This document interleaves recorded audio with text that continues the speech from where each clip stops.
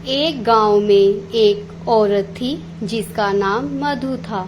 मधु पढ़ी लिखी थी और उसका पति खेतों में काम करता था।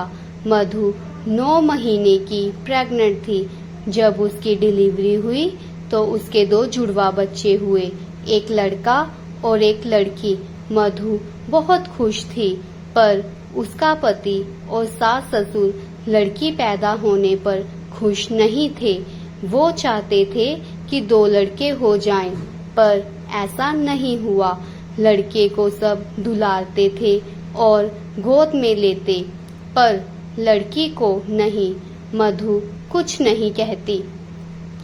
एक दिन मधु के सास ससुर शहर से लड़के के लिए कपड़े और खिलौने लेकर आए, पर लड़की के लिए कुछ नहीं लेकर आए। मधु ने पूछा कि आप हमारी गुड़िया के लिए कुछ नहीं लाए? तो मधु की सास बोलती कि गुड़िया के कपड़े क्या करने थे, उनके तो बस 1-2 हों तो बहुत है। फिर आगे से मधु की सास बोलती कि लड़कियां तो जल्दी बड़ी हो जाती हैं, वो तो पराया धन है। मधु बेचारी कुछ नहीं बोलती। जैसे जैसे बच्चे बड़े होते चले जाते हैं, गुड़िया के साथ भेदभाव बढ़ता चला जाता है। लड़के का अच्छे स्कूल में एडमिशन करवा दिया जाता है और लड़की का सरकारी स्कूल में। मधु ने अपने पति से बात की कि वे भी गुड़िया का अच्छे स्कूल में एडमिशन करवा दें, तो उसके पति ने मना कर दिया। आज दोनों बच्चे 20 साल के हो गए हैं। गुड़िया की शादी की फिक्र घर वालों को खाए जा रही थी।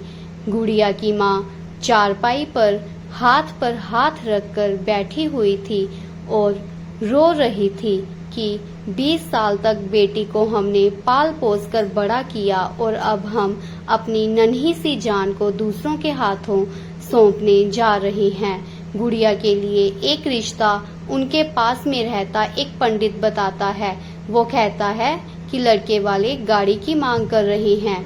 गुड़िया के पिताजी बोलते हैं कि हम गाड़ी कैसे दे सकते हैं, हमारे पास इतने पैसे तो नहीं हैं। पंडित जी बोलते हैं कि आप एक दिन सोच लो और अपना फैसला मुझे बता देना, मैं लड़के वालों को बता दूंगा। पूरी रात घर वालों को नींद नहीं आई कि अब पैसों का बंदोबस्त कहाँ से किया जाए। गुड़िया शादी के लिए मना कर देती है और बोलती है कि माँ पिताजी, आपने मुझे इतना पढ़ाया लिखाया और इस काबिल बनाया है कि मैं खुद अपने पैरों पर खड़ी हो सकती हूँ। मधु को बहुत खुशी होती है और बोलती है कि मुझे अपनी बेटी पर गर्व है। तभी उसके सास ससुर बोलते हैं कि अगर तुम अपनी बेटी को कम पढ़ाती तो आज वो ही पैसे उसकी शादी को काम आते। बेटी तो आखिर पराया धन ही है, ना उसे दूसरे के घर तो जाना ही है, फिर इतना पढ़ाई लिखाई का क्या फायदा। मधु अपनी सास की तरफ देखने लग पड़ती है। मधु कहती है कि हमने अपनी बेटी को नाजों से पाला है और पढ़ाया लिखाया है।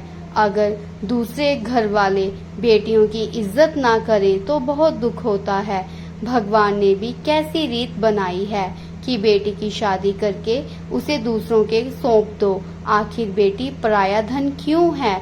अगली सुबह मधु घर वालों से बात करती है कि हमें शादी के लिए हाँ कर देनी चाहिए। घर वाले मान जाते हैं और रिश्ता पक्का कर देते हैं। मधु जब बात कर रही थी तब उसकी आंखों में से आंसू आ गए और सिसकते हुए अपने कमरे में चली गई।